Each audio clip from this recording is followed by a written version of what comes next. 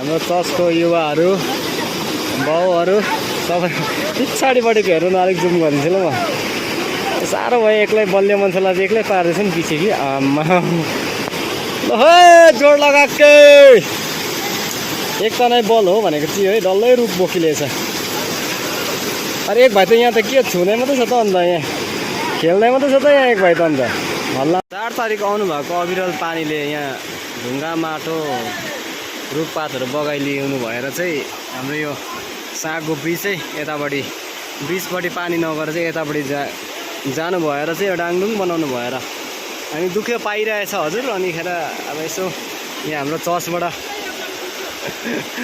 हाम्रो जवान बाउहरू युथहरू सबैजना भेला भएर र आज हामी यहाँ सोसियल वर्षमा एकताल हामी यहाँ सोसियल गर्छ चर्चबाट चाहिँ, त्यसले गर्दा आज चाहिँ सोसियल पनि अनि यहाँनिर यसो हाम्रो बाटो वारिपारि यातायात गर्नु पनि साह्रै प्रब्लम भइरहेको छ हाम्रो। हेर्नु न खोला यो 4 तारिकको पानीले यस्तो भएर बिजोक भइरहेको छ र बनाउने आज भोलि लाग्छ होला।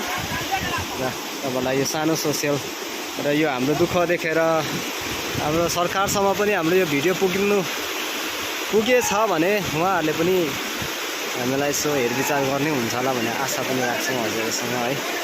सबैजना मिलेर र म चाहिँ यहाँनिर अब यो चाहिँ कामै यस्तो रुख झार्ने भयो कि मेरो हातमा झार्दैछ है। आज सफा पनि गर्नु पऱ्यो यहाँ। अब भोलिदेखि यहाँ बाटो हुन्छ सबैजना यहाँ हाम्रो खाना पकाउनेहरू पनि छ। यहाँ सागो मुनि चाहिँ आज हाम्रो खाजा चिया खानाहरू भइरहेछ है। यहाँ धेरैजनाले हामीलाई सपोर्ट गर्नुभयो र बाटोमा यहाँनिर खानाहरू पनि हाम्रो जवान छोरीहरू पनि यहाँनिर है, छोरी मेरो बहिनीहरू भान्जीहरू छ उहाँहरू सबैजना आमाहरू पनि यहाँभित्र सागोभित्र धेरै हुनुहुन्छ। यहाँ अलिकति छोटी है अहिलेको लागि हो हजुरहरूलाई यति नै अपडेट दिँदैछु है। र भोलि पनि हजुरहरूलाई अपडेट दिने नै छ। यहाँ एउटा बल्ने मान्छेलाई एक्लै पारेछ, बल्ने मान्छे हाँसेछ यहाँनिर उसलाई एक्लै पारेछ आर्म्स ठुल्ठुलो भएर। यस्तो भएको छ हाम्रो हालत चाहिँ है, त्यसले गर्दा यहाँ बनिँदैछ। त्यो भित्ता पनि यस्तो भइरहेको छ, यहाँ अप्सन छैन र यहाँ दुःख चाहिँ बनाउँदैछौँ। हामीले बनाउनुको लागि ट्राई गर्दैछौँ। अझै हाम्रो मान्छेहरू आउँदैछ कतिजना है। यहाँ पर सडक चाहिँ अहिले पर छ, भोलितिर तपाईँहरूलाई हजुरहरूलाई सडकहरू पनि देखाउँला है। यहाँबाट कहाँ पुग्छ के हुन्छ र भोलि यहाँबाट बाटो कहाँ जान्छ कति जान्छ र कता पुग्छ भन्ने कुराहरू भोलि तपाईँहरूलाई यसो बताउँछौँ है। यहाँ कन्फ्युजन हुन्छ होला टाढोको मान्छेहरू है, त्यो चाहिँ भोलि नै हजुरहरूलाई सागो कम्प्लिट भइसकेपछि अवश्य हजुरहरूलाई अपडेट दिने नै छौँ। र आजको लागि हुन्छ हजुरहरूलाई यतिमै है राखेर अब भरे फोटोहरू चाहिँ आउँछ होला हजुरहरूको अगाडि है। सानो सानो भिडियो क्लिकहरू अपडेट दिइरहन्छौँ।